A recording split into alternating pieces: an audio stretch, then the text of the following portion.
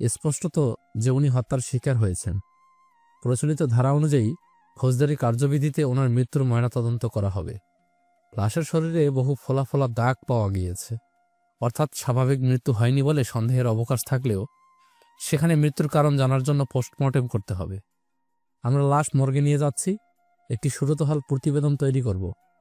আপনারা কি পরিবারের পক্ষ হতে থানায় মামলা বা সাধারণ ডায়েরি করবেন?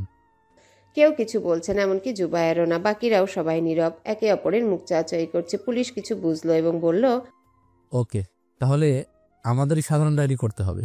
আপনারা সঙ্গে আসুন ময়নাতদন্ত শেষে লাশ বুঝে নেওয়ার জন্য। পুলিশ পুনরায় ছোট তালুকদারের মৃতদেহ তাদের গাড়িতে তুলল এবং জেলা সদর হাসপাতালের মর্গের উদ্দেশ্যে রওনা দিল। তাদের পেছন দিয়ে গেল জুবায়ের, সীমান্ত, আসলাম, রাজ, খালেদ, বাদশা, বরকত। অন্যরা ব্যস্ত হয়ে পড়ল খাটিয়ে আনা, বাঁশ কাটা, কবর খোদা, লাশের গোসল ও দাফনের কাপড় কেনার কাজে। এই ভিতরে আদুরি এসে পড়ল। সে চাচির গলা ধরে ছোট চাচার নানান স্মৃতিচারণ করতে করতে কেঁদে বুক ভাসিয়ে ফেলল। তাকে সবাই ঘটনার আদ্যপান্ত বলল। বাদ গেল না আংটি নিয়ে হাঙ্গামার বিষয়টিও। তৎক্ষণাৎ আদুরি সরে গিয়ে শিখার মুখোমুখি হলো, গলায় বিষ ঢেলে বলল, তুমি যে তালুকদার পরিবারের জন্য একটা অভিশাপ, এটা উপলব্ধি করতে পারছ? আমি তোমারে ছাড়ুম না। শিখা নিরুত্তর রইল। এবার আদুরি গিয়ে বাদশার দিকে চাইল, ফোপানো স্বরে বলল, কিরে বাদশা, তুই না বিচক্ষণ, খুব ব্রেন তোর। কাকাকে কে বা কারা মারল সেটা বের করার চেষ্টা কর। এই কাকা তোরে আমাদের বাড়িতে আইনা আশ্রয় দিছে, তোদের মা ছেলের ভাত কাপড়ের ব্যবস্থা করছে, তোরে কত মায়া করত, 2 হাত ভইরা জিনিসপত্র দিত। এইসব আমি নিশ্চক্ষে দেখছি। বাদশা আর্দ্র কণ্ঠে সান্ত্বনার বাণী শোনালো আদুরিকে, বলল, আপনার সব কথাই ঠিক আপা, অস্বীকার করার সুযোগ নাই।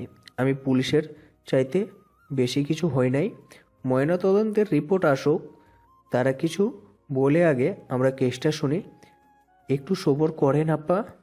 আদুরি এবার গিয়ে রাজের মুখোমুখি দাঁড়ালো, পূর্ণ অভিযোগের আঙ্গুল তুলে বলল, ছোট ভাইয়া, সব শোনার পর আমার মনে বলছে কাকাকে হয়তো তুমি মেরে ফেলছো লোক লাগাইয়া।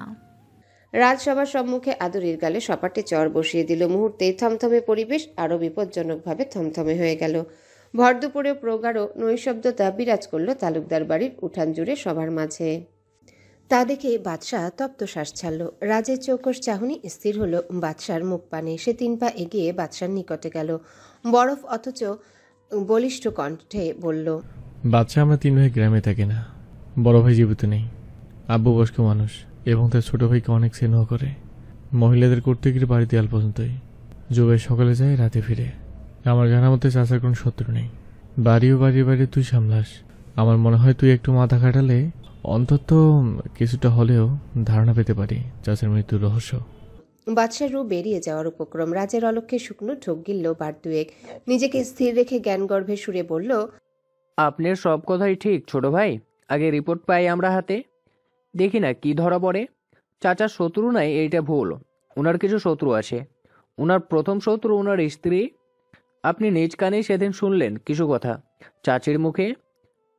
তাহলে কি তালুকদারের ক্ষমতা প্রয়োগ করা আরও 2-4 জন নারীর সঙ্গে কিছু করে নাই সে? বাকি রইল জমির কথা। উত্তরপাড়ার খালের পাশে 2 কানি ফসলি জমি নিয়েও তো গ্যাঞ্জাম বহুদিন ধইরাই। এইটা আপনার আব্বাও জানে, আপনি বাইরে থাকেন বইলা জানেন না। চাচাও আপনার এসবে জড়াইতে চায় না, তাই শোনাই নাই আপনারে। এছাড়াও কিছু মানুষের সাথে ওনার হালকা পাতলা ঝামেলা ছিল।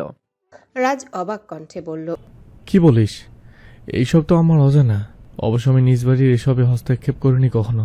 জমি নিয়ে কি গেঞ্জাম বুঝলাম না। আচ্ছা, সেসব পড়ে শুনবো। কাকারে কে বা কাহারে হত্যা করতে পারে তো এটা নিয়ে ভাব। তুই বাড়িতে থাকিস, সব বিষয়ে তুই আমার চেয়ে বেশি অবগত। রাজের আদেশ শিরোধার্য বুঝিয়ে বাদশা মাথা দোলালো। রাজ ঘরে চলে গেল। তাকে দেখে শিখাও এগিয়ে এলো। রাজ শিখার রুমে গেল, বিছানার একপাশে বসলো, পায়ের উপর পা তুলে। বিপুল উদ্বিগ্নতা উৎকণ্ঠা তার মুখমণ্ডল জুড়ে। শিখা নিরস ভঙ্গিতে বসলো একটা বেতের মোড়ায়। রাজ শিখার কাছে জানতে চাইল, আচ্ছা শিখা, কাকার হঠাৎ মৃত্যুর রহস্য কি হতে পারে? শিখার নিঃসংকোচ জবাব, আমি তো আপনাকে এত তালুকদারি ও আগে পরের খবর জানি না, তবে আংটি নিয়ে ঘটনার জন্য মনে হয় আপনার হাত আছে। তাহলে তো আদুরিরও এমন মনে হওয়া অমূলক নয়, কিন্তু সত্যি কথা হলে আমি সবার মতো কাকের মৃতদেহ দেখে হাইলি শকড হয়েছি। আমি কাকার হত্যাকারীকে খুঁজে বের করবই, 10 বছর পর হলেও। ম্লান মুখে বাক্যগুলো আওড়ে রাজ শিখার রুম হতে প্রস্থান নিল। এদিকে আদুরিকে চড় মারার জন্য কেউই রাজের সঙ্গে প্রতিবাদ করল না। তার ঘরের কারো কারো কাছে আদুরির বলা কথাটি বিশেষ গুরুত্ব পেল, এমনকি শিখার কাছেও। সদ্য পরিস্থিতি তাই নির্দেশ করে। আদুরি পিতাকে খুঁজে বের করলো, ভাইয়ের নামে নালিশ করলো। তার বাবা ক্ষুব্ধ কণ্ঠে বলল, সে তো তোকে এক গালে ঠাপ্পড় দিছে, আমি হলে তোকে 2 গালে ঠাপ্পড় দিতাম। এত ব্যাকুল হলি কবে থেকে তুই? এতগুলো মানুষের সামনে আপন বাইরে খুনি সাব্যস্ত করতে তোর কলিজা কাঁপলো না? এখন মনে মনে অন্য সবাইও ভুল বসবো রাজেরে, যেহেতু তার বরে নিয়ে বিরাট ঝামেলা হয়েছে। আদুরি বাবার কাছে প্রশ্রয় না পেয়ে চলে গেল চাচির কাছে। খায়রুল তালুকদারের লাশ নিয়ে এলো পুলিশ বিকেলে। পুলিশ জানালো, ময়না তদন্তের রিপোর্ট হাতে আসতে 2-3 দিন সময় লাগবে। সেই অনুযায়ী আমরা তদন্তে নামবো আসামি ধরার। আপনারা দাফন সম্পন্ন করতে পারেন। আদুরি ঘরের ভিতর হতে এলোমেলো পায়ে বেরিয়ে এলো। পুলিশদের বাষ্পরুদ্ধ কণ্ঠে জিজ্ঞাসা করলো, কাকার লাশ দেখে আপনাদের খবর দিল কে? রিপিট করতে পারবো না, ওনাদের থেকে জেনে নিন। আপনাদের পক্ষ থেকে কেউ কারো বিরুদ্ধে অভিযোগ আনলো না, মামলা করলো না। আমরাই মামলা করেছি, যেহেতু এটা নিশ্চিত হত্যাকাণ্ড। পুলিশেরা চলে গেল। আদুরি ও তার ফুপু জাহানারা জুবায়ের, সীমান্ত ও আসলামের দিকে প্রশ্নাতীত চোখে তাকালো। তার সঙ্গে আশেপাশের বাড়ির মানুষগুলো উৎসুক চোখে তাকিয়ে রইল সব শোনার জন্যে। জুবায়ের মায়ের কাছে চলে গেল। সীমান্ত অন্যদিকে কাজে ব্যস্ত হয়ে পড়ল। আসলাম বোনের মাথায় হাত দিয়ে সান্ত্বনা দিতে দিতে বলল, সকালে আমাদের গদির সামনে দিয়ে যাওয়ার সময় কে যেন গদির গেট খোলা দেখলো। তার কৌতূহল জাগলো, এ সময় গদির গেট খোলা থাকবে কেন? গদির লেনদেন শুরু হয় 10টা থেকে। ম্যানেজার গদির তালা খুলে 9টার দিকে। সেই লোক ভিতরে গিয়ে কাউকেই দেখলো না। গদির পিছনের রুমের মেঝেতে বস্তাবন্দি একজন মানুষকে আবিষ্কার করলো সে। তখন সে হন্তদন্ত হয়ে বাইরে গিয়ে কাকে যেন বলল। তারাও ভিতরে গিয়ে দেখলো বস্তার ভিতরে একজন মানুষ মৃত ও শক্ত হয়ে আছে। তারা কেউ থানায় গিয়ে পুলিশকে জানালো। পুলিশ গিয়ে বস্তার বাঁধন খুলে ফেললো। তখন তারাই বলল এটা খায়রুল তালুকদার। পুলিশ প্রাথমিক তদন্ত করে ধারণা করলো হয় পারিবারিক তদন্তের জোরে ধরে পরিবারের কেউ মেরেছে ওনাকে, নয়তো তার চেনা কোনো শত্রুই মেরেছে তাকে। দুর্বৃত্তরা নয়, তবে তারা হয়ে গেলে কেটে বা কুপিয়ে হত্যা করত। কিন্তু এখানে ওনার মরার সিস্টেমগুলো ভিন্ন ধরনের। আদুরি দপ করে মাটিতে বসে পড়ল। রাজ বাদশাকে পাঠালো মধুপুর গ্রামে নুরিকে নিয়ে আসার জন্য। তাদের পারিবারিক বিপদে শাশুড়ির উপস্থিতি জরুরি, নয়তো চারিপাশ থেকে কথা উঠবে। বাদশা নুরিকে তালুকদার মৃত্যু নিয়ে উৎকণ্ঠিত সুরে বলল, যদি ধরা পড়া যায় আমার সমস্যা নাই এতে। 2 মাইয়ারে 2 বান্দার হাতে তুইলা দিছি। এবার ফাঁসির কাষ্ঠে ঝুলতেও রাজি আছি। তবু এক ইতর বর্বরকে মারতে পারছে, এইটাই শান্তি। তোমার চিন্তা কি? রেকর্ড কইরা নিছো সব, প্রমাণ তো যথেষ্ট আছে। তবু একটু গা ঢাকা দিয়া চইল, তুমি অন্য জায়গায় ঘুমাইও। তা ঠিক কইছেন খালাম্মা, কিন্তু গা ঢাকা দিয়া চলতে গেলে সন্দেহ বাড়বো সবার। আমি আগের জায়গায় ঘুমামু। রক্ষা করার মালিক আল্লাহ, তিনি ভালো বুঝেন। নুরি এলে শিখা তাকে আংটি নিয়ে কাহিনী সবটা বলল। নুরি নাকশিটকে ভ্রুকুটি করে বলল, আল্লাহ উত্তম ফাইসলাকারী মা। এজন্য কোনো মানুষ স্ত্রীরে তালাক দেয়? একটা মাত্র ছেলে, তারে ত্যায্যপুত্র ঘোষণা দিল। তুই দরকার না বললে কারো গায়ে পইরা বেশি কথা কইস না। জামাইয়ের লগেও বুঝা চলিস। হ্যাঁ আম্মা, বুঝাই চলি। রাতের এশার নামাজের পর ছোট্ট তালুকদারের দাফন সম্পন্ন হয়ে গেল। তবে তার পূর্বেই আমেনা বিবির বৈধ বেশ নিয়ে প্রশ্ন উত্থাপন হলো। মসজিদের বড় হুজুর সব শুনে বললেন, যেহেতু আক্রোশের সব্বার সম্মুখে তালুকদার সাহেব মুখে 3 তালাক উচ্চারণ করে ফেলেছে বিবির উদ্দেশ্যে, সুতরাং তালাক সহিরাহ অনুযায়ী কার্যকর হয়েছে। সেই হিসেবে উনি তালুকদার সাহেবের স্ত্রী নয়, এখন কেবল তার সন্তানের জননী। তাই ওনার গোসল, সাদা কাপড় পরিধান, শরীরের অলংকার খোলা এসব একেবারেই নিষ্প্রয়োজন। সবাই আলহামদুলিল্লাহ বলে স্বস্তির শ্বাস ছাড়ল। আমেনা হাহাকার জাগা নিয়ে দীর্ঘশ্বাস ছাড়ল।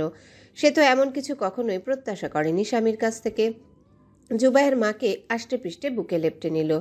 মায়ের নিজের হাতের রুমাল দিয়ে বারবার মায়ের অশ্রু সজল দুটো আঁখি মুছে দিতে লাগলো। নুরি পরের দিন চলে গেল। জয়নুল তালুকদার ও জাহানারার অন্তিম ইচ্ছায় বেশ ঘটা করে ছোট তালুকদারের 3 দিনের কুলখানি সম্পন্ন হলো। নুরি ও তার বড় মেয়ে আলোর পরিবারের সবাই এলো সেদিন। রাজের অনুরোধে তারা রয়ে গেল শিখার কাছে। সেই সন্ধ্যায় শিখা রাজের সঙ্গে দেখা করলো। নম্রস্বরে বলল, আমি বুবু ও আম্মার লগে কাল চইলা যাইতে চাই। এখানে আমার মন টিকতাছে না। কি করলে মন টিকবে? জানি না।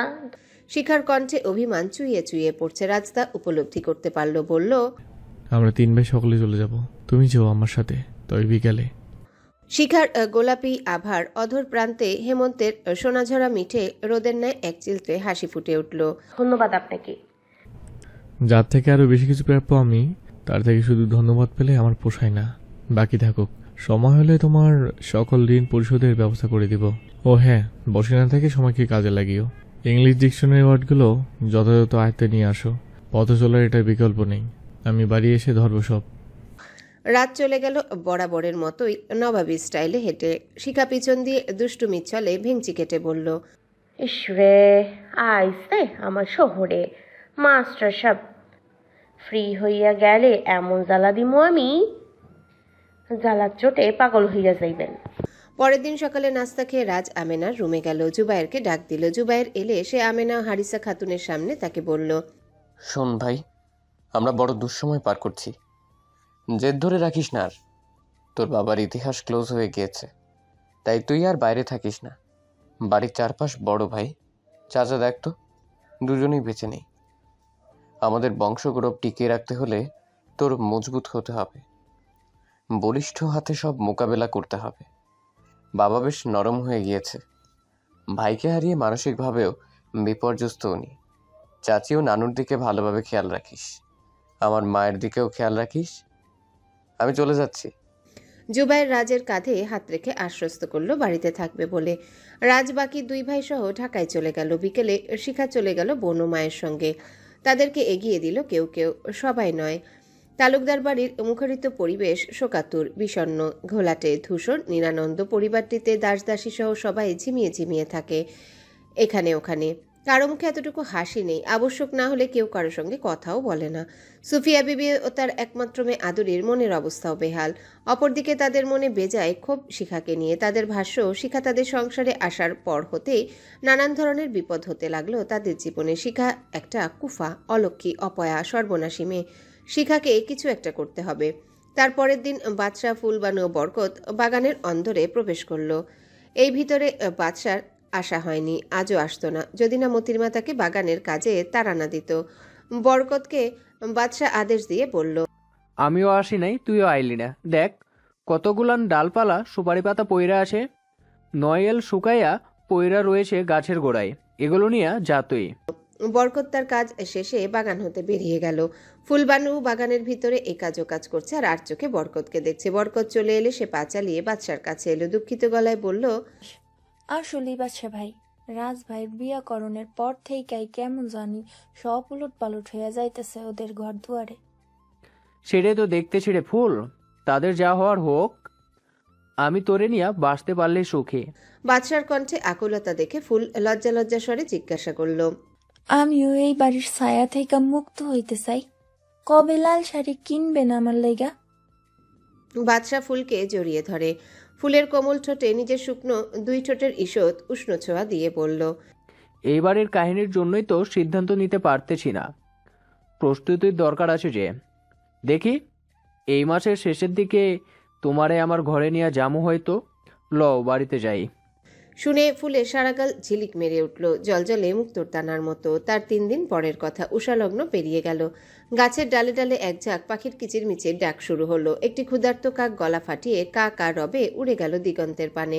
রবির কিরণ মাত্রই তার অস্তিত্ব জানান দিল। তখনই কাচারি ঘরের দরজায় ঠকঠক আওয়াজ হলো, কিন্তু কেউ কথা বলছে না। বরকত চোখ রগড়াতে রগড়াতে দরজা খুলে দিল। তার পাশাপাশি হাই দিতে দিতে বাদশাও বিছানা হতে নেমে এলো। একজন পুলিশ বাদশার হাত মুরগি ধরা চোরের মতো খপ করে ধরে ফেললো। বাদশাকে তারা লাশ নিয়ে আসার দিনই চিনে গিয়েছে।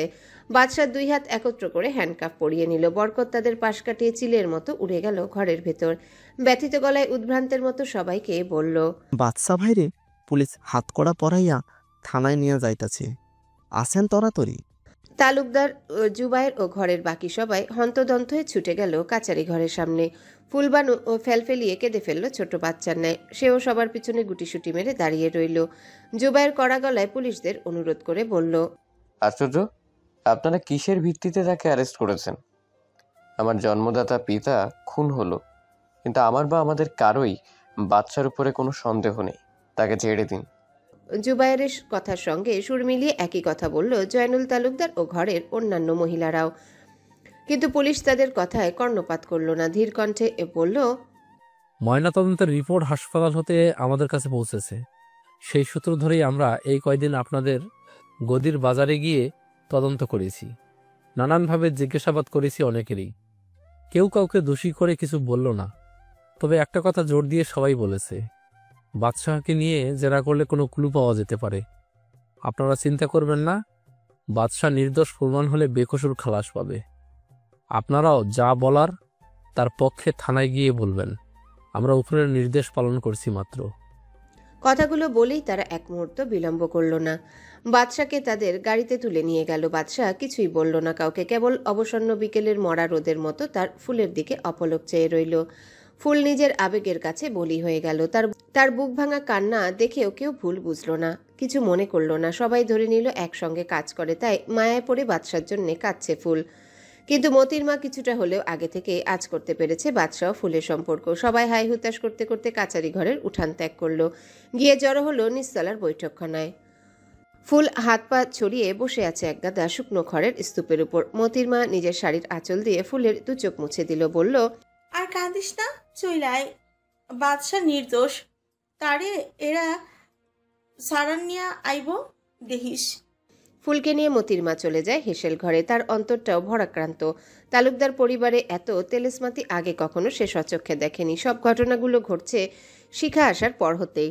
চিন্তা করতেই সবকিছু তার মাথার উপর দিয়ে গেল, কেমন জট পাকানো সব। বড় তালুকদার একমাত্র ভাতিজার দিকে তাকিয়ে বলল, কি করা যায় জুবাইরের কত সব ছেঁড়াবেড়া হয়ে যাইতেছে, মাথা ঘুরাইতেছে আবার। বাচ্চা ছাড়া আমরা অচল, সব দিক সেই সামলায়। জ্যাঠা, আপনি চিন্তা করবেন না, আমি বাজারে যাই, রাজেরে টেলিফোন করে বলি, দেখি সে কি বলে। তাই কর বাপ, দেরি করিস না আর। আল্লাহ গো, বাচ্চারে তোর জেঠার চাইতেও তোর বাপের বেশি দরদ করতো। এ বাড়িতে বাচ্চার খাওয়ান পিন্দন অভাব ছিল না। তার মারও আমরা দেখি। সেই বাচ্চা কেন তোর বাপেরে মারব? নিজের পেটের পোলা রাস, তাই কইতেও খারাপ লাগে, শুনতেও খারাপ লাগে। আদরের মতো আমাকেও সবার রাজরাই দোষী মনে হয়। ভেজা গলায় বলল সুফিয়া বিবি।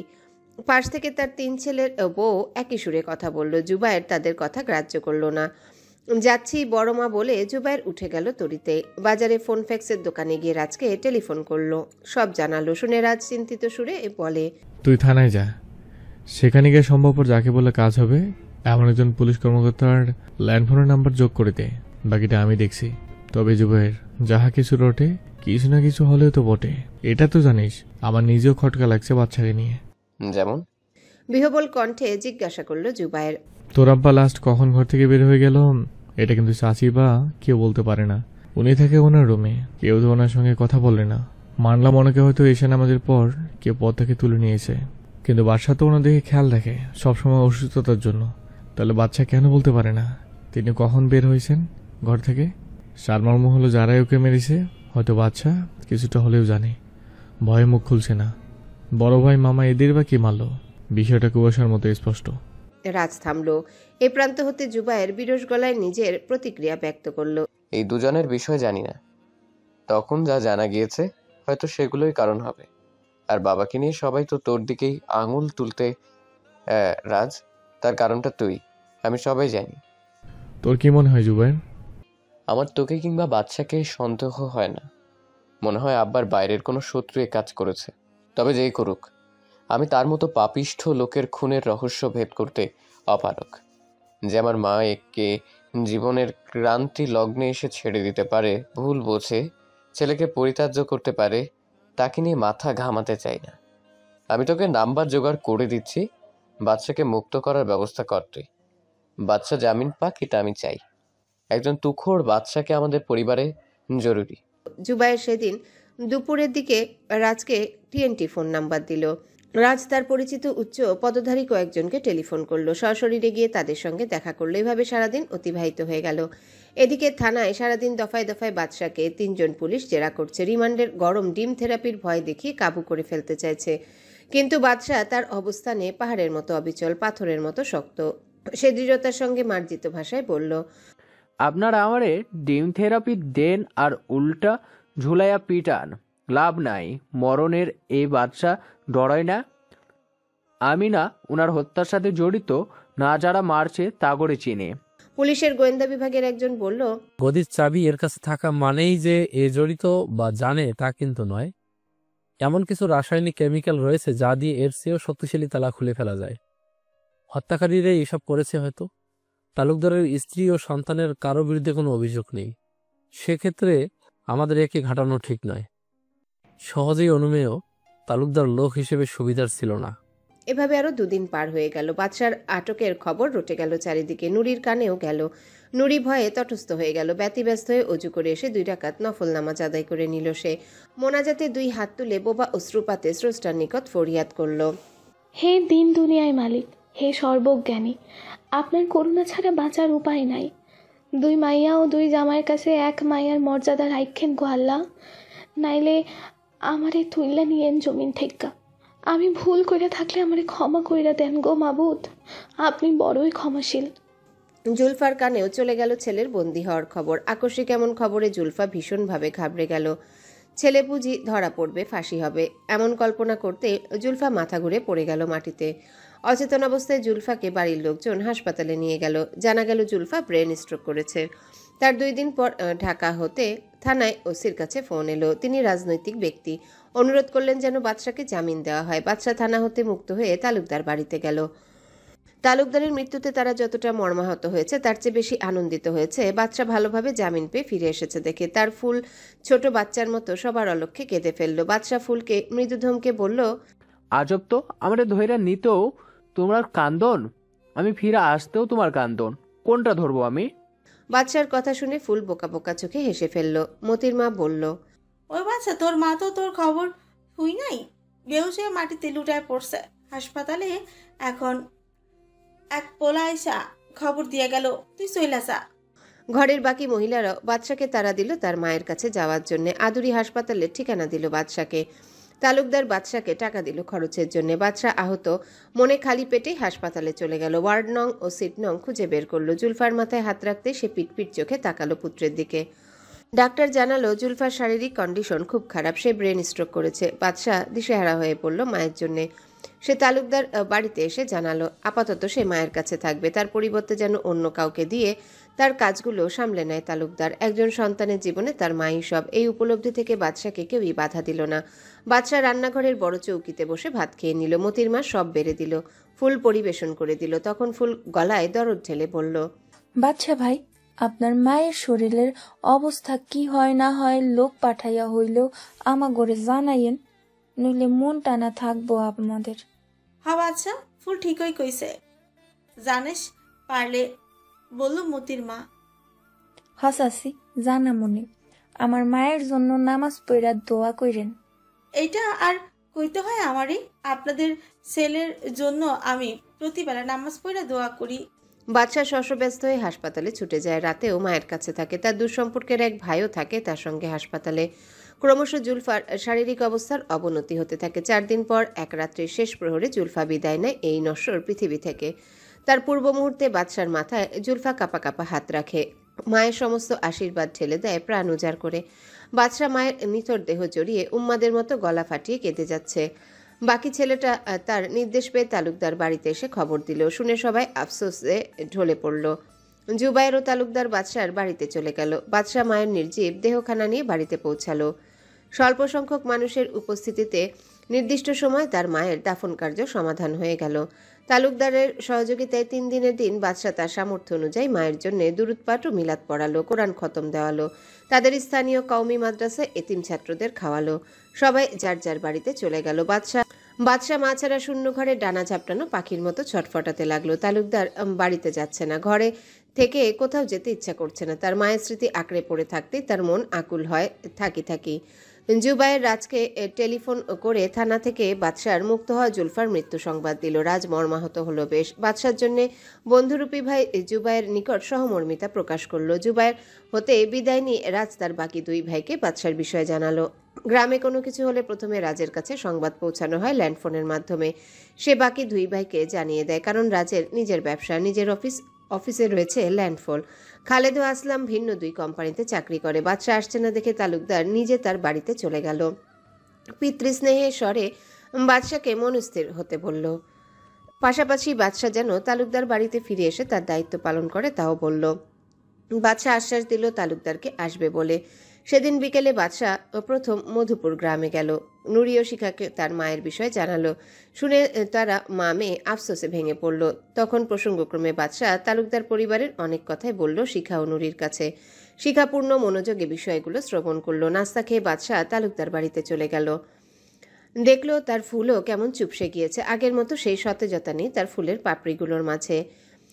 একইভাবে ফুলও দেখলো বাদশা কেমন ক্লান্ত শ্রান্ত হয়ে গিয়েছে মাকে হারিয়ে। শিখার কাছে রাজের চিঠি এলো। শিখা মিটিয়ে হাসছে আর চিঠি পড়ছে। হাসির কারণ হলো চিঠির ভেতরে কয়েকটি লাল গোলাপের পাপড়ি রয়েছে। প্রতিটি পাপড়ির মাঝে জেল পেন দিয়ে লেখা শিখা মাই লাভ, মাই লাইফ, প্রজাপতি ইত্যাদি। প্রজাপতি কেমন আছো? মন বলছে ভালো আছো। যার জীবনে একটা আমি আছি সে ভালো না থাকতে পারে না।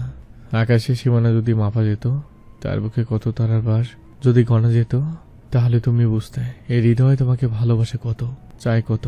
হয়তো তুমি জানো না জীবন আমার তোমাকে ছাড়া যেন শূন্য মরু সাহারা। সাগরের বুকে যত জল আছে, যত ঢেউ উঠে দুলে দুলে, একে একে ভিড়ে সব সাগরের কোলে, তার চেয়েও বেশি আমার প্রেম তোমার তোরে। প্রিয়, আমার বাড়ির বিষয় নিয়ে তুমি মন খারাপ করো না। এসব আমাদের দৈনন্দিন জীবনে অবিচ্ছেদ্য অংশ। ভালো মন্দ মিলেই তো জীবন। আমি নিজেও তেমন ভালো নেই সেসব নিয়ে। বাবা তার ভাইকে হারিয়ে মানসিকভাবে কিছুটা হলেও ভেঙে পড়েছে। তবে তার বড় কারণ হলো আমাদের যে পারিবারিক সম্পত্তি রয়েছে বাড়িতে ও বাড়ির বাইরে, সেগুলো তদারকি করার লোকের অভাব পড়ে গেছে। বড় ভাইয়া ও চাচা দুজনেই গত। শুনলাম বাদশাও তার মাকে হারিয়ে বিপন্ন। এখন সব অগোছল হয়ে যাচ্ছে। তোমার রেজাল্ট দিলে বাড়ি আসবো, তখন জুবাইরের বাবা সব বসবো এসব নিয়ে। আমার মতো করে কি আমাকে তোমার মনে পড়ে? জানাতে ভুল করো না। আমার বর্তমান অবস্থা এমন, যখনই শুই তখনই ঘুম আসে, যখন ঘুম আসে তখন স্বপ্ন আসে, যখন স্বপ্ন আসে তখন তুমি আসো, যখন তুমি আসো তখন আসে না ঘুম, আসে না স্বপ্ন। তোমার জ্বালায় তারা পালায়। কি লেখছে জানি না, বোঝে নিয়ে সব। আম্মা ও আপাকে সালাম দিও। আমার প্রতীক্ষার ক্ষণগুলো দীর্ঘ করো না। ইতি, বিরহে পোড়া মন। শিখা রাজের চিঠির সম্পত্তি নিয়ে বলা কথাগুলো মায়ের সঙ্গে শেয়ার করলো। নুরি সহমত প্রকাশ করে আফসোস করলো, বলল, ঠিক কইছে জামাই। ধর আগে হের বড় ভাই চাচা ছিল, তারাও বাদশা মিলা সব দেখাশোনা করতো। দুইজন কাইম্মা যাওয়ান মানে বিশাল কিছু। মা হারাইয়া বাদশাও এলোমেলো হইয়া গেল। দুনিয়াতে কারোর জন্যই কিছু থাইম্মা থাকে না। দেখবি সব ঠিক হইয়া যাইব সময় মতো। হইলেই ভালো আম্মা। এদিকে বাদশা দুটো বিষয়ের চূড়ান্ত সিদ্ধান্ত নিয়ে নিল। জুবায়েরও তার জীবন নিয়ে এক নিষ্ঠুরতম সিদ্ধান্ত নিয়ে ফেলল। ওয়াদা করে ফেলল নিজের সঙ্গে নিজে। তারপর এক সন্ধ্যায় মতির মা কণ্ঠকে খাদে নামিয়ে সুফিয়া বিবিকে বলল, ভাবি অভয় দিলে কিছু কথা কইতাম বাচ্চার হইয়া। বাচ্চার হইয়া তুই কিছু কইতে হইব কেন? বাচ্চা কইলে সমস্যা কি? চমকিত চোখে অবাক কণ্ঠে বলল সুফিয়া বিবি, বাচ্চা কইতে পারবো না দেখাই তো, তার বদলে আমারই কইতে অনুরোধ করলো। ওরে বাবুরে, কি এমন অমূল্য কথা বাচ্চার লোক লাগাইয়া কইতে হয়? হুনি তো। তখন মতির মা ঠান্ডা গলায় বলল, ভাবি সাহেব আগে আমার সকল কথা শুনেন বাচ্চা তরফ হইতে, পরে আপনি যা করেন কইয়েন। বাচ্চা ও ফুল দুজন রে বেবাক পছন্দ করে। বাচ্চা মা হারাইয়া রাত দিন শোকে ডুবে থাকে। এদিকে ফুল মাইয়াটারও বলার মতো দুনিয়ায় কেউ নাই। আপনাদেরও লোকবল কইমা গেছে। ছোট তালুকদার মরণ মানে আপনাদের অর্ধেক মনোবল নষ্ট হয়ে গেছে। বাচ্চা ফুলের বিয়া করলে তার মন মেজাজও ভালো থাকবো, আপনাগো উপর মেলা খুশি হইব। তখন বাড়ির আনন্দে বাহিরের সকল কাজ সে ভালো মতো করবে, নয়তো আপনারই লোকসানে পড়ে যাইবেন। বাচ্চা শরম পায় বইলা তার মায়ের বদলে আমারই কইতে কইলে আপনারে, আর আমিও চিন্তা করে দেখলাম ব্যাপারটা মন্দ হয় না। ওই দেরি করতে চায় না। আপনাকেও মত থাকলে সামনের সপ্তাহে বিয়ার কাজ সাইরা ফেলতে চায়। আপনি ভাই সাহেবের লগে আলাপ পাইরা দেখেন। এই ভিতরে আরেকটা কথা স্মরণ কইরা দি ভাবি, আপনাকেও বাড়ির ভেতরে পীড়িতের বিয়া নিষেধ, কিন্তু বাচ্চা ফুল আপনাকেও কামের ঝি পোলা, ঘরে কেউ না পর কেউ। বাদশার মতো তালুকদার পরিবারে বিশ্বস্ত আরেকজন হলো মতির মা। বিয়ে নিয়ে তার যুক্তি খণ্ডন সুফিয়ার মনোপুত হলো। সে বলল, বিবাহ শাদী ফরজ কাম, উপযুক্ত পোলামাইয়া বিবাহ বন্ধনে আবদ্ধ হইতে চাইলে তাতে সায় দেওয়া উচিত, যদিও অন্য কোনো ক্ষতির সম্ভাবনা না থাকে। তুই বাচ্চারে পাঠা আমার কাছে, যা। মতির মা যুদ্ধবিজয়ী সেনার মতো হাসি মুখে সুফিয়ার কক্ষ ত্যাগ করলো। বাদশা কাচারি ঘরে চৌকিতে শুয়ে আছে। তার সিদ্ধান্তের একটা বিষয় হলো যত দ্রুত ফুলকে তার ঘরে তোলা যায়। বাকিটা হলো সে যতদিন বাঁচবে তালুকদার বাড়ির সঙ্গে সুসম্পর্ক বজায় রাখবে এবং তাকে দেওয়া দুটো জমির একটা বিক্রি করে দিবে। তবে এখন নয়, আগে বিয়েটা হয়ে যাক। জমি দেখে বিয়ের জন্যে সে আরও ঋণ করবে। পরে জমির বেচার টাকা দিয়ে মায়ের অসুখের সময় করা দেনা শোধ করবে। বাড়িতে বেড়ার ঘর ভেঙে নতুন ফুলটিনের চৌচালা ঘর তৈরি করবে। সেখানে তার আর ফুলের ছোট্ট একটা সংসার হবে। বাকি জমিতে সে নিজেই তদারকি করে ইরি ধান ফলাবে। সেই ধানের চাল দিয়ে তাদের টোনাটনির বছর কাবার হয়ে যাবে। ফুল ঘরের আঙিনায় নানা রকম টাটকা শাকসবজি ফলাবে। সেই পুকুর থেকে জাল দিয়ে মাছ ধরবে। সেই মাছ দিয়ে ফুলের হাতে করা সবজির সালুন হবে। ফুলকে মেলা থেকে কিনে দেওয়া তালপাতার পাখাটা দিয়ে তাকে বাতাস করবে। সে প্রাণ জুড়িয়ে খাবে। মাঝে মাঝে ফুলকেও খাইয়ে দিবে তার হাতে। মতির মা কাছারি ঘরের দরজা ঠেলে ভেতরে পা রাখলো। বাদশা কই রে? তোর দরখাস্ত পাস কইরা দিয়ে আইলাম, তোরে ডাকছে ভাবি, উইঠা যা। বাদশা বিছানা থেকে লাফিয়ে উঠে আনন্দে উৎসুক গলায় বলল, চাচি সত্যি কইতেছো? কিছুই করো নাই বড় চাচি? নারাজ হও নাই? ধমক দেই নাই? এইসবের কিছু হয় নাই। আমি পরিষ্কার কইরা সব বুঝায়া কইলাম, আর বুঝলো। কইলো তোরে পাড়াইতে তার কাছে। আমি যাই, কাম আছে আমার। মতির মা চলে যায় রান্নাঘরে। চৌকিতে বসে সব ফুলকে জানায়। ফুল লজ্জাবনত হয়ে মাথা ঝুঁকে থাকে। বাদশা অপ্রস্তুত হলে উৎফুল্ল মনে সুফিয়ার কক্ষে যায়। সুফিয়া বাদশাকে জিজ্ঞাসা করে সত্যতা যাচাই করে নেয়। সে বাদশাকে আশ্বস্ত করে বলে, ঠিক আছে, ঘরের বাকি করে আমি জানামনি, তুই বিয়ের প্রস্তুতি নে। দুলহা সাইজা তোর বাড়ি থেকে আইবি, এ বাড়ি থেকে বউ নিয়ে যাইবি তোর বাড়ি, তাইলে বিয়ার মতোই সুন্দর হইব। বাদশা সুফিয়াকে কদমবুচি করল। তার চরণধুলিও মাথায় নিতে ভুল করল না। কৃতজ্ঞতার চোখে চেয়ে পেছনে হেঁটে বিদায় নিল সে। উঠোনে আবছায়া দাঁড়িয়ে নিজের কাজ ঝাঁকায় বাদশা। চলে যায় কাচারি ঘরে তার বিছানায়। বরকতকে নিজের বিয়ের কথা জানায় সগৌরবে। বরকত সহজ গলায় বলল, বিয়া মানে অশান্তির আখড়া, মারামারি, ঝগড়াঝাটি, এমনকি খুনাখুনিও কত দেখছি এমন। আচ্ছা, তাহলে তুই আমার আর ফুলের বিয়া খাইস না? মুখ টিপে একটু হেসে বলল বাদশা। বিয়া খাইতে মানা নাই, বিয়া খামো। সেই রাতে বাদশা সোনালী স্বপ্নে বিভোর হয়ে যায় তার ফুলকে নিয়ে। রাজের অফিসের ঠিকানায় শিখার চিঠি পৌঁছে যায়। রাজ হাতের কাজ রেখে চিঠির খামের মুখ ছিঁড়ে নেয়। দু চোখ ভর্তি আকুলতা নিয়ে চিঠি পড়তে থাকে। আসসালামু আলাইকুম, কেমন আছেন আপনি? আমি আল্লাহর রহমতে ভালো আছি। আম্মা, আপা, দুলা ভাইও ভালো আছে। আপনাদের বাড়ির সবাই কেমন আছে জানাবেন। বাদশা আর ফুলবানুর বিয়ের দাওয়াত পাইলাম। সামনে শুক্রবার বিয়ে। সে নিজে আয়সা বইলা গেল কোনো রকম বিয়ের কাজ সারছে শাহরুখ, তাই আমিও আম্মা কেউই যাবো না। যদিও বিয়া শাদিতে ফুর্তি করতে আমার মেল্লা শখ। আপনিও মনে হয় আইবেন না। আপনার মতো আমি চিঠির ভাষা জানি না, কবির ভাষাও জানি না। এখন ব্যাকরণ দেখে দেখে শেখার চেষ্টা করতেছি। কোনো রকম একটা কবিতা লিখছি, হাসবেন না কিন্তু। তুমি ভ্রমর, আমি ফুল, তুমি ছাড়া নাই কুল, তুমি মেঘ, আমি বৃষ্টি, তুমি আমায় করো সৃষ্টি, তুমি ভোর, আমি কুয়াশা, তুমি আমার ভালোবাসা, তুমি শীত, আমি ফাল্গুন, তুমি বরফ, আমি আগুন। ও আরেকটা খবর, আমার একটা সাদা মুরগি আছে। সে ফুটফুটে অনেকগুলো বাচ্চা জন্ম দিয়েছে, অনেক সুন্দর। আপনার মতো আমার ক্যামেরা থাকলে ছবি তুলে পাঠাইতাম। ভালো থাকবেন, নিজের যত্ন নেবেন, সময় মতো খাওয়া দাওয়া করবেন। বেশি রাত বাইরে থাকবেন না, জেগেও থাকবেন না। যদিও আমি আপনার ব্যবসা সম্পর্কে কিছুই জানি না, আর বিশেষ কি লিখবো? বাড়ি আসলে দেখা হবে। ইতি কারোদ্দুষ্টু প্রজাপতি। চিঠি পড়া শেষে রাজের মিশ্র অনুভূতি হলো। মুরগির বাচ্চার গল্প শুনে সে হাসলো আপন মনে। এটাও চিঠিতে বলতে হয়? বড্ড ছেলে মানুষ তার বালিকাটা। সাধু ও চলিত ভাষার রূপ দেখেও হাসল সে। বাদশার বিয়ের বিষয়ে ইতিপূর্বে সে অবগত হয়েছে, এতে তার কোনো আপত্তি নেই। তার দেওয়া প্রজাপতি নামটা শিখা সাদরে লুফে নিয়েছে ভেবেই পুলকিত হলো তার প্রেমিক হৃদয়। কিন্তু সাবলীল শব্দের গাঁথুনিতে রোমান্টিক কবিতাখানার শেষ চরণ তার মনে ভাবান্তরের উদ্রেক ঘটালো। শিখা কি সত্যি তার জন্যে কোনো একদিন আগুন হয়ে উঠবে? সে আগুনের তাপে তার জীবন পুড়ে ছাই হয়ে যাবে, অবশিষ্ট বলে কিছুই রইবে না। বরফ আগুনে পড়লে আগুন নিভে যায় না, ছলকে উঠে আরো। রাজ মনে মনে আরেকবার চরণটি আউড়ে নিল। তুমি শীত আমি ফাগুন, তুমি বরফ আমি আগুন। অফিসের পিয়নের আগমনে রাজের ভাবনা স্থায়িত্ব লাভ করল না এবং সেটা পরে আর মনেও রাখল না সে। শিখার সুপ্ত হিয়ার অনুভূতির সুনিপুণ পংক্তিমালাকে এভাবে জটিল করে দেখা নেহাত অবিচার হচ্ছে। জ্যৈষ্ঠ মাস মানেই রসালো মাস, অর্থাৎ মধুমাস। নানান সুমিষ্ট বাহারি ফলের সমারোহ ও সবার বাগান ও ঘর জুড়ে।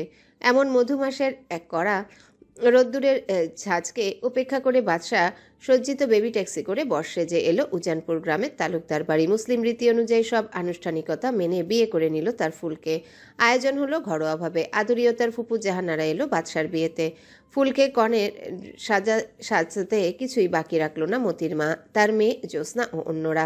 সাধারণভাবে হলেও বিয়ের প্রতিটা ধাপ তারা সম্পন্ন করেছে। বাটা হলুদ, বাটা মেহেদি লাগিয়ে গায়ে হলুদও করেছে ফুলের। কাচারি ঘরের সামনে গেট সাজানো হয়েছে। ফুলের হয়ে কনে পক্ষের সব খরচ তালুকদার পরিবার বহন করেছে, বরপক্ষের খরচ বাদশাহ বহন করেছে। স্বইচ্ছায় বিয়ের উকিল মা সেজেছে মতির মা জমিলা। সেদিন সন্ধ্যায় বাদশাহ ফুলকে নিয়ে তার গ্রামে চলে যায়। তার রুমকে সাজানো হলো কৃত্রিম ফুল ও জরির মালা দিয়ে। বাড়ির মুরব্বীরা ফুলকে বরণ করে নিল ধানের ঢালা ও দুর্বা ঘাস দিয়ে। তখন গ্রামীণ প্রথায় এটা প্রচলিত ছিল, নতুন বউ স্বামীর ঘরে লক্ষ্মী নিয়ে পা রাখবে। বাদশাহ ফুলের বাসর হয়ে গেল। ফুলের পক্ষ থেকে কোনো মানা হলো না, যদিও সংকোচ ও জড়তা বিরাজ করলো তার মনে। সারা রাত ভরে বাদশাহ তার ফুল হতে আকণ্ঠ সুধা পান করলো, নিংড়ে নিল ফুলের সব মধু। রাত্রির শেষ প্রহরে বাদশাহ ফুলকে বুকে জড়িয়ে বলে, ফুল, তোমাকে আমি পাইমো এটা নিশ্চিত ছিলাম। কেমন লাগছে? আমি ডরে ছিলাম, এখনো সব কেমন স্বপ্ন স্বপ্ন লাগতেছে। বাস্তব মনে হয় না, যেন নেশার ঘরে আছি আমি। হেরা যে সহজেই মাইনা নিব আমার ঘরে, এটা চিন্তাও করতে পারি নাই। আদুরে গলায় নিচু স্বরে বলল ফুল। বাদশাহ ফুলের উদাম পিঠে হাত বুলাতে বুলাতে বলল, পরিস্থিতি তাদেরকে বাধ্য করেছে সহজে মাইনে নিতে, বুঝলা? নইলে জিন্দেগিতেও তারা এটা মাইনে নিত না। কোন পরিস্থিতি? এই যে কর্তামিয়া তালুকদারের বিদায়, তার আগে রাশেদ ভাইয়ের বিদায়, তারা বিপদে পইরা গেল না? ও বুঝলাম। আচ্ছা, কি মারলো ওনার মতো বলবান বেটারে? আপনার কোনো ধারণা করতে পারেন? পারম। ওনার কোনো শত্রু হইব? আমার বন্ধু হইতে পারে। স্বার্থে আঘাত লাগলো বন্ধুর গলায় ছুরি চালাইতো দুইবার ভাবে না? আল্লাহ গো, কন কি হুই নাই আমার গায়ের কাটা দিয়ে উঠলো।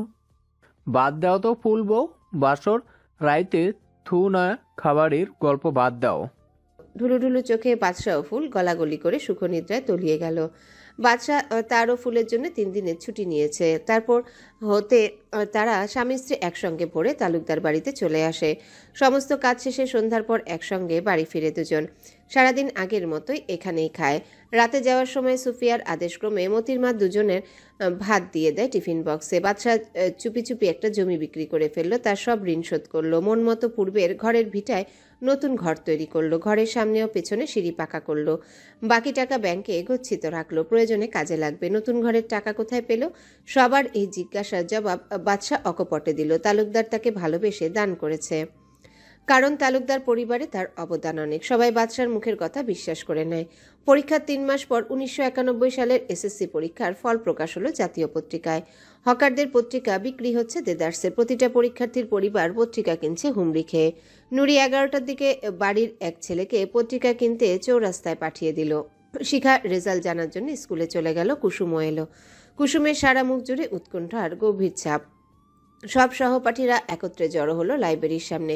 মাস্টারদের বড় টেবিলের উপরে একাধিক জাতীয় পত্রিকা রাখা। শিখা ইনকিলাব পত্রিকাটি টেনে নিল। কুমিল্লা বোর্ডের মানবিক বিভাগের রেজাল্ট দেখতে লাগলো সে। রোল নাম্বার মিলিয়ে শিখা হায়ার সেকেন্ড ডিভিশন পেয়েছে, এক বিষয়ে লেটার সহ। নিমিষেই তার মুখ দীপশিখার ন্যায় প্রজ্বলিত হয়ে উঠল। কজন শিক্ষক গর্বের সুরে বলে উঠলেন, অন্তত ভালো রেজাল্ট করেছো তুমি। সামান্য মার্কের জন্য প্রথম হওনি, ব্যাপার না। তোমার বরকে বলবে আমাদের মিষ্টি খাওয়াতে। তোমার আম্মা তো মিষ্টি না খাইয়ে ফাঁকি দিল আমাদের। কলেজে ভর্তি হয়ে যেও।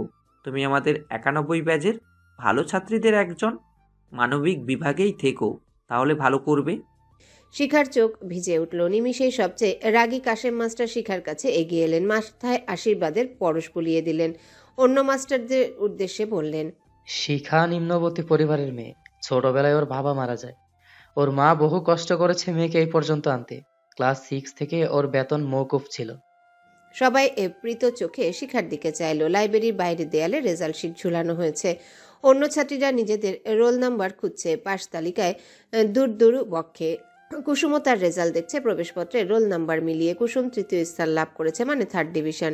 তবু তার খুশির সীমা নেই, কারণ সে পড়াশোনায় ভালো ছাত্রী নয় শিখার মতো। কুসুম শিখাকে জড়িয়ে ধরে আনন্দে চেঁচিয়ে উঠল, শিখা সই আমি পাশ করছি রে, আমি পাশ করছি। দেখলাম, একটু মন দিয়া পড়লে তো 2nd ডিভিশন পাইতি। কুসুমের মাথায় গাঁটটা মেরে বলল শিখা। কুসুমও একই কাজ করলো শিখার সঙ্গে। তুই আর একটু মনোযোগী হলে প্রথম স্থান অধিকার করতি। আমি তো পারিনি বিয়ার লাইগা। আমিও পারিনি প্রেমের লাইগা। প্রেমের মরা জলে ডুবে না। শিখার কৌতূহলপূর্ণ চাহনি নিবদ্ধ হয় কুসুমের মুখের উপর। কুসুম শিখাকে টানতে টানতে নিয়ে যায় মাঠের শেষ প্রান্তে। বসে পড়ে একটা প্রাচীন বটবৃক্ষের ছায়াতলে। শিখার কিছুই জিজ্ঞেস করতে হলো না কুসুমকে। কুসুম নিজে থেকে হড়বড়ি সব উগড়ে দিল শিখার কাছে। শিখা চমকিত চোখে বলল, ডুবে ডুবে এত জল খাইলি, আমারে কইলি না কেন? আরে সই, তার ভালোবাসা কতটা বিশুদ্ধ এটা বোঝার অপেক্ষায় ছিলাম, তাই কই নাই তোরে। কতটুকু বিশুদ্ধ কুসুম? এই প্রশ্নের প্রত্যুত্তরে সীমান্তর প্রতি কুসুমের যেই প্রেম উপলব্ধি করল শিখা, তাতে সে স্তম্ভিত। তার সঙ্গে করা ভুলের জন্য সীমান্তকে অল্প স্বল্প শিক্ষা দেওয়ার যে অভিপ্রায় পুষেছিল এতদিন, তা নিমিষে কর্পূরের ন্যায় উবে গেল। ক্ষমা মহৎ গুণ। তার বাল্যকালের বন্ধু কুসুমের দিকে চেয়ে সীমান্তকে ক্ষমা করে দিল শিখা। তুই আমার ফুফাতো যা হইবি। আকস্মিক শিখার এমন বাক্যে কুসুম তবদা খেয়ে গেল। শিখা কুসুমকে সীমান্তের সঙ্গে তার সম্পর্কের পরিচয় তুলে ধরল। এতে কুসুম প্রায় লাফিয়ে উঠল। শক্ত করে শিখার গলা পেঁচিয়ে ধরল, খুশিতে আত্মহারা হয়ে। যাই রে কুসুম, আমার আম্মা অপেক্ষা করে আসছে আমার জন্য। তুইও বাড়িতে যা। কোন কলেজে ভর্তি হইবি জানাইস। দুই বান্ধবী চলে যায় দুই গ্রামের দিকে। শিখার রেজাল্ট অফিসে বসে পত্রিকার মাধ্যমে জেনে গিয়েছে রাজ। এর আগে বাড়ি থেকে যাওয়ার সময় সে রোল নাম্বার নিয়ে গিয়েছিল শিখার।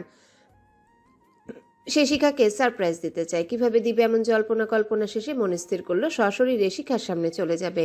তাই আজ রাতেই গ্রামে গিয়ে পৌঁছাতে চায় সে। যেই ভাবা সেই কাজ। ব্যস্ত সমেত হয়ে গ্রামে আসার প্রস্তুতি নিতে লাগলো অফিসের কাজকর্ম গুটিয়ে। ঠিক সেদিন বিকেলেই তালুকদার বাড়ির ঘরের সামনে অনেকটা হুমড়ি খেয়ে পড়লো এক কিশোর ছেলে। হাঁপাতে হাঁপাতে সে বলল, চাচি, ও চাচি, মীর বাড়ির লগে আপনাকে ধানের জমি দখল দিতেছে কারা জানি। সুফিয়া বেগম ঝাঁঝালো বিস্মিত কণ্ঠে বলল, ওই পোলা তোর কি মাথা নষ্ট হয়েছে?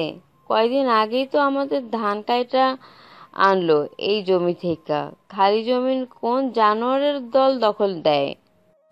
চাচি, আল্লাহর কিরা, বাদশা বাইরে পাঠান, আমি মিশা কইলে। তখন বাদশা এগিয়ে এলে সুফিয়া তাকে বলল, ওই বাচ্চা এ কি কয়? যা তো, কি সমস্যা দেখে আয়। আমি যাইতেছি বড় চাচি, আপনি মাথা ঠান্ডা রাখেন। সমস্যার সময় মাথা গরম করলে ফলাফল ভালো হয় না, খারাপ হয়। আত্মবিশ্বাসী সুরে দৃঢ় গলায় বলল বাদশা। বাদশা জমির দিকে চলে গেল। জয়নুল তালুকদার মসজিদ থেকে আসরের নামাজ পড়ে বাড়িতে আসলো। তাকে দেখে সুফিয়া বিবি গজগজ সুরে জমির বিষয়টা জানালো। তালুকদার বলল, এখন সেদিক থেকে আইলাম, হরান লাগতেছে। বাদশা বিস্তারিত হুনি আগে। কিছুক্ষণ পরে বাদশা ফিরে এলো বাড়িতে। বৈঠকখানায় ঢুকে দাঁড়ালো। নিজে থেকেই বলল, ঘটনা সত্যি চাচি, সব যায় না এলাম। সেই জমি ছোট চাচাই তাদের কাছে বেচে দিয়েছে কয় মাস আগে। তো সেই জমিতে নাকি পাড়ে থাকা কয়েকটা নারকেল গাছের ছায়া পড়ে, তাই ধান ভালো ফলে না। এখন তারা মাটি ফেলাইব, 2 বছর বাদে হেরা বাড়ি করব নাকি সেই হানে। তালুকদার ও সুফিয়া হতভম্ব হয়ে গেল। তালুকদার বিচলিত গলায় বলল, সে জমি খায়রুলের, সেটা ঠিক, কিন্তু সে লোকাইয়া জমি বেচলো কেন? টাকা কি কামে খাটালো সেটা কিছুই তো জানি না। কেমন গোলমাল লাগতেছে আমার কাছে। জুবাইর আসুক বাড়িতে, কাল সকালে তার জিগাই, দেখি ও জানে কিনা। তালুকদার দীর্ঘশ্বাস ছেড়ে উঠে গেল নিজের কক্ষের দিকে। বাদশা চলে গেল তার কাজে। সুফিয়া একা একা কতক্ষণ হাউকাউ করলো। তার সঙ্গে সমব্যথী হয়ে সমবেদনা প্রকাশ করলো তার 3 ছেলের বউ। বাদশা নিত্যদিনের মতো ফুলবানুকে নিয়ে সন্ধ্যার পর নিজের বাড়ি চলে গেল। এবার কি হবে, কি হতে পারে? সকালে জুবাইর ভাইয়ের কানে যখন যাবে এটা, পরিস্থিতি অন্যরকম হয়ে যেতে পারে। রাজ ও জুবাইর ভাই দুজনেই একই আদলের, ভালোর ভালো, খারাপের খারাপ, সেরা ভয়ঙ্কর। এমন ভাবতেই দুশ্চিন্তায় তার নাড়ি ভুড়ি বেরিয়ে আসার উপক্রম। রাতে বিছানায় গিয়ে ফুলের চুলে বিলি কাটতে কাটতে সে বলল, ফুল আমার লগে শহরে যাইবা? ফুল নেত্রপল্লব উল্টিয়ে বাদশার দিকে চকিত চাইল।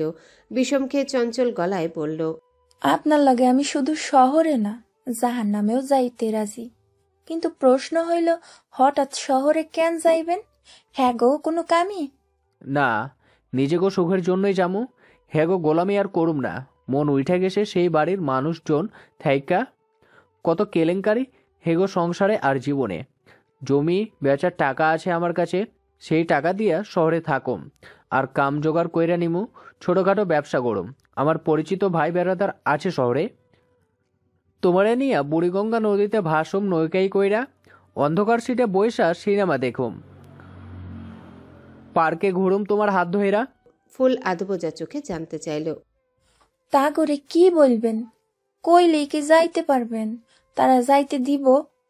সেসব আমি ম্যানেজ করুম, তুমি টেনশন করো না। তা করে বুঝাই কমু, তারা না মানলেই নাই। আমার কি, নিজে বাসলে বাপের নাম। দেখেন তাইলে, মন কষাকষি যেন না হয়। আপোষে তারা যেন মাইনা নেয় আমাগো 2 জনের কাম সারণের বিষয়টা। ঘুমাও, আসো। ফুল ও বাদশা তন্দ্রা ঘরে ডুবে যায়। সেই রাত্রির দ্বিপ্রহরে রাজ বাড়ি এলো। বরাবরের মতোই অনেক ফলমূল এটা সেটা নিয়ে এলো। তাকে দেখে পরিবারের সবাই কিছুটা চমকালো। সুফিয়া বিবি হতচকিত গলায় জিজ্ঞাসা করলো, বাবা, কোনো সমস্যা? তুই এমন হুটহাট আসোস না? রাজ মায়ের পিঠে ভালোবাসার হাত রেখে বলল, মা আজ মেট্রিক পরীক্ষার রেজাল্ট দিয়েছে। শিক্ষা খুব ভালো ফলাফল করেছে। সামান্য মার্কের জন্য প্রথম স্থান লাভ করতে পারেনি।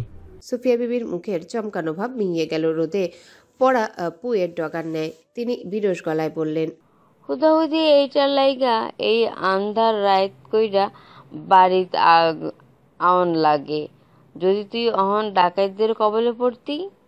মা, এটা হুদাহুদা বিষয় না, বিশাল বড় কিছু। একজন ছাত্রীর 10 বছরের সাধনার ফলে এই রেজাল্ট। আমাদের পরিবারের প্রায় সবাই অশিক্ষিত, তাই আমরা কেউ এই শিক্ষার গুরুত্ব বুঝবো না। বোঝেন শুধু তালুকদারি, সম্পত্তি, জমি জমা এসব। পাশ থেকে রাজের বাবা বলে উঠলেন, হাই, আমরা তো জানি না, খুব খুশির কথা এটা। তাহলে কাল সকালে মধুপুর চইলা যাস? তাই যাব বাবা। কাজের সবাই সবার স্থানে ঘুমিয়ে আছে, তাই সুফিয়া বিবি নিজেই ছেলের ভাত বেড়ে দিলেন টেবিলে।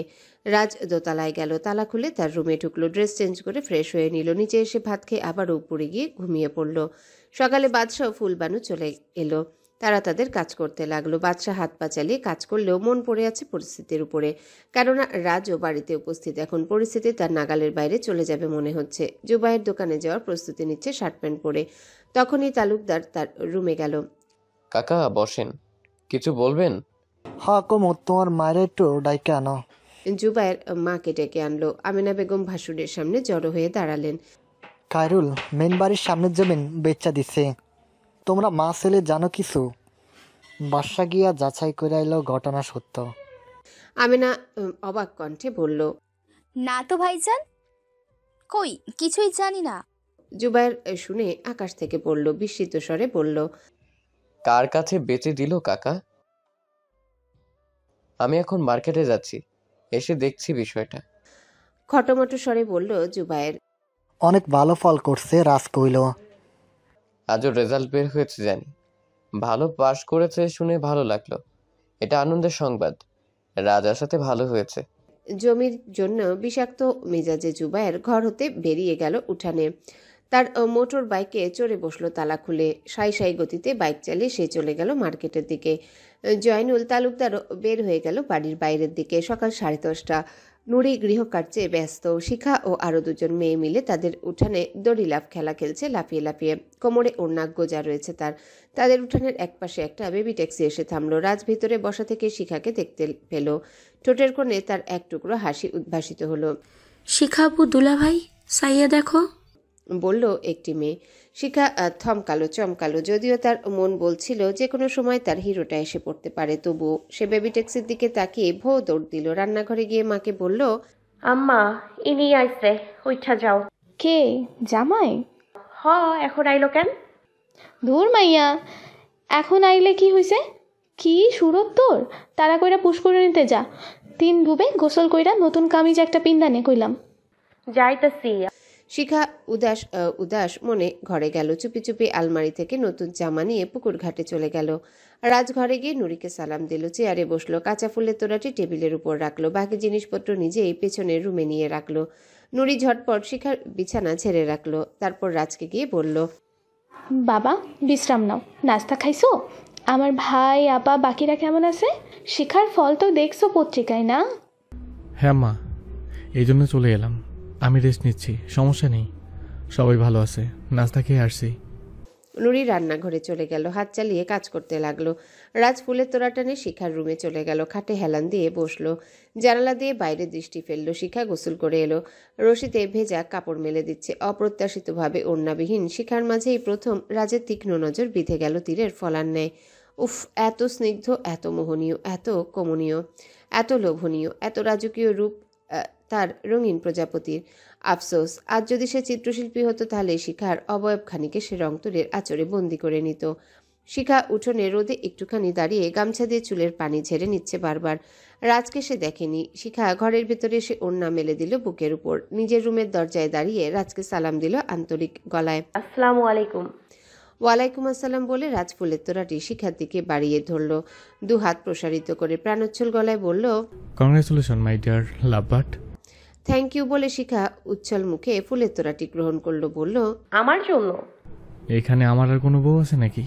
শিখা মুচকি হেসে বলল, লাভবার্ড সুন্দর নাম। ইয়েস প্রিয়, প্রজাপতি সবসময়ের জন্য। আজ স্পেশাল করে লাভবার্ড বললাম। হ্যাপি? শিখা মৌন রইল নমনীয় চোখে। রাজ শিখার এক হাত ধরে রুমের ভেতর টেনে নিল। রুমের দরজা বন্ধ করে দিল। শিখার এক গালে শুষ্ক ঠোঁট দুটো বসিয়ে আলতো চুমু খেলো। ভেজা চুলের গোছায় নিজের নাক ডুবালো। আকুতি ভরা কণ্ঠে শুধালো, দিঘির স্বচ্ছ শীতল জলের মতো তুমি, তোমার ছোঁয়া পেলে প্রাণ জড়িয়ে যায়। নিমিষেই শিখার হৃদয় কেঁপে উঠল আকস্মিক পুরুষালী স্পর্শ পেয়ে। বুকের ভিতর উত্তাল ঝড় শুরু হলো, যেটা রাজ দেখতে পাচ্ছে। শিখাকে তার মুখোমুখি বসালো। নরম স্বরে জিজ্ঞাসা করলো, তোমার কাপাকাপি কবে বন্ধ হবে প্রজাপতি? শুরুতে তো করিনি কিছু, প্রতীক্ষার বাসরে। শিখা নিশ্চুপ। ওকে, এটা আনসার দাও তবে। তুমি ওঠানি ছেলে ওড়না ছাড়া, অথচ বরের সামনে এলে ওড়না দিয়ে পুরো গা ঢেকে। হওয়ার কথা ছিল এর বিপরীতটা। বৈষম্য হলো না আমার প্রতি? হিসাবটা বোঝাও। কেউ দেখলে বুঝবে তুমি হুজুর বা বাসুরের সামনে এলে পর্দা করে। লজ্জায় শিখার ধবধবে ফর্সা নাক মুখ রক্তিম হয়ে উঠল। এত কঠিনতম বিব্রতকর পরিস্থিতিতে সে এর আগে কবে পড়েছে মনে করতে পারছে না। রাজ বুঝে প্রসঙ্গ পাল্টালো। শিখাকে সহজ করতে রেজাল্টের প্রসঙ্গ টানলো। শিখা সব বলল। শুনে রাজ বলল, ওহো, তাহলে রেডি হয়ে নাও। তুমি সহ স্কুলের ছাত্রদেরকে মিষ্টি খাওয়াই আসি। নতুন জামাতে তোমার পড়ে এসে যথেষ্ট সময় আছে, মাত্র 11:30 বাজে। শ্রীকৃষ্ণ মিষ্টান্ন ভান্ডারের মিষ্টি খুবই ভালো, সেখান থেকে নেব। শিখা এতে দ্বিমত করলো না, বরং খুশি হলো। নুরির কাছে বলে দুজনে বেরিয়ে পড়লো। নুরি পেছন দিয়ে ডেকে বলল, বাইরে বেশি কিছু খাইস না তোরা, বাড়িতে এসে দুপুরের খাওয়ান খাইবি। আইসা আম্মা। রাজ ও শিখাকে মিষ্টি সহ দেখে স্কুলের শিক্ষকগণ সন্তুষ্ট হলো বেশ। শিখা নিজ হাতে দপ্তরি নমিতার সাহায্য নিয়ে সব স্যারদের মিষ্টি বিতরণ করে দিল। মিষ্টি মুখে শিক্ষকেরা রাজের কাছে শিখার প্রশংসা করলো। বলল, সঠিক গাইডলাইন পেলে এবং পড়াশোনা করার উপযুক্ত পরিবেশ পেলে শিক্ষা অনেক দূর এগিয়ে যেতে পারবে। এখন যুগের সাথে সাথে মেয়েরাও অগ্রসর হচ্ছে। ওর প্রথম চলায় বিয়ে নামক ছোট্ট শব্দটা যেন দেয়াল না হয়ে দাঁড়ায়, সেই দিকে সজাগ দৃষ্টি রেখো। জি স্যার, ইনশাআল্লাহ। আপনারা আমাদের জন্য দোয়া করবেন। রাজ ও শিখা বাড়িতে চলে গেল। নুরি সব আগেই বেড়ে রেখেছে। শিখা সব নিজের রুমে টেবিলে নিয়ে নিয়ে রাখলো। পানি ছাড়া সম্পূর্ণ নারিকেলের দুধ দিয়ে তৈরি পোলাও, ঘরের পালা মুরগি রান্না, পালা হাঁসের ডিম ভাজা, পুকুর থেকে তোলা রুই মাছ ভাজা। রাজ শিখার হাতে খেতে চাইল। শিখা হেসে বলল, আপনি কি ছোট শিশু আমার হাতে খেতে চান যে? ছোট শিশু হলে অন্য কিছু খেতে চাইতাম, বড় বলেই ভাত খেতে যাচ্ছি। দুষ্টুমি ইষ্টি স্বরে বলল রাজ। অন্য কিছু আবার কি? কিছু না, আসো খাই। দুজনের হাতে খেয়ে উঠল। রাজ শাশুড়ির রান্নার ভূয়সী প্রশংসা করলো। শিখাকে বলল, আমার কাছ থেকে এমন দুধ দিয়ে তৈরি পোলাও শিখে নিও। দেখলে দুধ দিয়ে তৈরি জিনিস খেতে কতটা সুস্বাদু হয়, আর এতে সব ধরনের ভিটামিন পাওয়া যায়, একের ভিতর সব যেটাকে বলে। রাজের কথা শুনে শিখার মনে শিরশির অনুভূতি হলো। খাওয়ার পরে রাজ শিখার বিছানায় একপাশে সোজা হয়ে শুয়ে পড়ল। শিখা সব রান্নাঘরে মাকে দিয়ে এলো। দরজা বন্ধ করে দাও। শিখা বন্ধ করে দিয়ে চেয়ারে গিয়ে বসলো। রাজ অনুনয় করে বলল, প্রজাপতি একটু শোবে আমার পাশে। শিখা নারাজ চোখে চাইল অন্যদিকে। রাজ বলল, ভয় পাচ্ছ কেন নিজে মানুষটাকে? এই যে দেখো, মাঝখানে বালিশ দিলাম, একটুও ছোবো না তোমায়, প্রমিস। কেবল দুজন পাশাপাশি শুয়ে কিছু কথা বলবো। রাজ বালিশ রাখাতে শিখা ভরসা পেল। বিছানায় উঠে গিয়ে জড়সড় হয়ে একপাশে শুলো। সোজা হয়ে শো আমার মতো। সিনেমায় দেখো না, নায়ক নায়িকা এভাবে সোজা হয়ে পাশাপাশি শুয়ে খোলা প্রান্তে, আশা জায়গা নিয়ে গল্প করতে করতে বেলার পর বেলা ফুরিয়ে যায় তাদের, তবু কথা ফুরে না ওদের। আপনি কবে যাইবেন ঢাকায়? আমি পরশুদিন চলে যাব। তুমি কোন কলেজে ভর্তি হতে চাও, কোন বিভাগ? ফিউচার এমন নিয়ে কিছু ভাবছো? সরকারি এসএ কলেজেই ভর্তি হমু। ওইটা দূরে হইলেও ভালো, বেশি বিভাগ মানবিক। এম নিয়ে আপাতত ভাবি নাই, পরে। বুঝলাম। হ্যাঁ, এই কলেজ খুব ভালো। জোবায়ের সীমান্ত এই কলেজ থেকে পড়াশোনা করেছে। আমি জোবারকে বলে যাবো নাকি এদিকে তোমার কেউ আছে? আছে, ওনাকে কউন লাগবো না। কুসুমের চাচাতো ভাই আছে, সে আমাগরে ভর্তি করাইয়া দিব।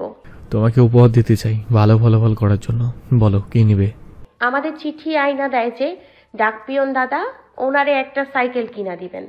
উনি পায়ে হেঁটে হেঁটে চিঠি বিলি করে, এটা আমারে পীড়িত করে। অবশ্যই দিব, কিন্তু তুমি কি নিবে? এটা আমার চাওয়া, এটাই আমার পাওয়া, আর কিছু না। শিখার হৃদয় ঔদার্যতায় রাজ মুগ্ধতার শিখরে পৌঁছে গেল। এমন নির্লোভ, নিঃস্বার্থবাদী, পরোপকারী মানবিক বোধের একজন মানুষকে জীবন দিয়ে ভালোবাসা যায়, সর্বস্ব বিলিয়ে দেওয়া যায় তার জন্যে। রাজ তার মানিব্যাগ বের করলো, শিখার হাতে 5,000 টাকা দিল। শিখা চমকে উঠে বলল, এত টাকা আমি কি করবো? যত টাকাই হোক তোমার সে তুচ্ছ। পিয়ন দাদাকে সঙ্গে নিয়ে তুমি সাইকেল কিনতে যাবে। আমার পক্ষ হতে ওনার পছন্দ মতো সাইকেল উপহার দিবে। কলেজে ভর্তি হবে, তোমার যা প্রয়োজন কিনে নেবে, এবং আম্মাও তুমি শপিং করবে। এরপর আর টাকা তেমন থাকবে না। ওনার সাইকেল আমি কিনতে পারবো? অবদের মতো করে বলল শিখা। উনি তুমি মিলে কিনবে, তোমাকে পড়তেই হবে। পড়ালেখা করছো, বড় হচ্ছ, উপচে পড়া তারুণ্য তোমার মাঝে, সেই তারুণ্যকে কাজে লাগাও। একটু একটু করে তুমি দায়িত্ববান হতে শেখো। আমাদের পরিবারে আমার অবর্তমানে তোমার নেতৃত্ব দিতে হবে এক সময়। গুরুগম্ভীর গলায় বলল রাজ। আমি কেমনে? এটা অসম্ভব। সম্ভব ও সম্ভব না, পৃথিবীতে অসম্ভব বলতে কিছুই নেই। তোমার জ্ঞান গুণ মহিমা আমাকে ছাড়িয়ে যাবে। শিখা শোয়া থেকে উঠে দাঁড়ালো। টেবিলের উপর হতে পকেট ডিকশনারিটা হাতে নিল। রাজের দিকে এগিয়ে ধরে বলল, শব্দ ধরেন না, মুখস্থ করেছি বি পর্যন্ত। Good, very good. না, ধরবো না। তুমি বলেছো, আমি বিশ্বাস করেছি। তোমার মুখ নিঃসারিত প্রতিটি বাক্য আমার কাছে মূল্যবান, গুরুত্বপূর্ণ। তোমার সেই মুরগিটা কই? শিখা বের হয়ে গেল উঠানে। একটু পর কোলে করে সাদা কালো বাদামি ছিটের একটা মুরগি নিয়ে রুমে ঢুকলো। রাজ দেখেই হো হো হো হো করে হেসে উঠল। মাই গড, শিখা তুমিও না? ছেড়ে দাও। কেন, আমার মুরগি না দেখতে চাইলেন? বলে মুরগিটা ছেড়ে দিল শিখা। রাজ বিছানা থেকে নেমে দাঁড়ালো। সন্ধ্যা হয়ে যাচ্ছে, আসবো বাইরে, একটু হাঁটবো। শিখা ও রাজ তাদের বাড়ির পেছনের দিকে কিছুক্ষণ পাশাপাশি হাঁটলো। শিখা বাড়ির এদিক সেদিক রাজকে দেখালো। নুরি সন্ধ্যার জন্য চা নাস্তা তৈরি করলো। রাজ ও শিখা একসঙ্গে নাস্তা খেলো এবং নৈশভোজও একসঙ্গে খেলো দুজনে। রাজ শিখাকে বলল, আমি আসছি, কাল আসবো আবার তোমাকে দেখতে। তোমাকে চলে নিজের উপর নিয়ন্ত্রণ রাখা কষ্টকর, তাই বাসরের আগে আর শোভ না তোমায়। অবশ্যই এরপর সবাই বাসরের দিন ঠিক করে। নুরির থেকে বিদায় নিয়ে রাত 9টার পর রাজ বাড়িতে চলে গেল। গিয়ে জুবাইরের সঙ্গে দেখা করলো। শিখার রেজাল্ট জানালো বন্ধুরূপী চাচাতো ভাইকে। জুবাইর অভিনন্দন জানালো রাজকে শিখার ভালো ফলাফলের জন্য। রাজ জুবাইরের মুখাকৃতি পরখ করে বলল, কি রে, শিখার রেজাল্ট শুনে তুই খুশি হসনি মনে হয়? অনেক খুশি হলাম দোস্ত, অনেক। শিখা আমাদের পরিবারের গর্বিত ছোট বধূ এবং রাজবধূ। তাহলে তোর মুখের অভিব্যক্তি স্বাভাবিক লাগছে না কেন? আমি এখন যেই হট নিউজ তোকে দেব সেটা শুনলে তোর মুখের আকৃতি আমার চেয়েও অস্বাভাবিক হবে। হিন্স দে, কাকে নিয়ে, কি বিষয়? আমাদের সবার প্রাণপ্রিয় বিশ্বস্ত বাদশাকে নিয়ে। কোচার ধারালো ছুরি দিয়ে পেট কিভাবে কাটা যায় আজ টের পেলাম। হ্যালো বন্ধুরা, পরবর্তী পার্ট খুব তাড়াতাড়ি আসবে, তো সবাই অপেক্ষায় থাকো। আর চ্যানেলটি যারা এখনো সাবস্ক্রাইব করোনি তারা পরবর্তী পার্ট দেখার জন্য চ্যানেলটি সাবস্ক্রাইব করে রেখো। ধন্যবাদ সবাইকে, আমাদের সাথেই থেকো।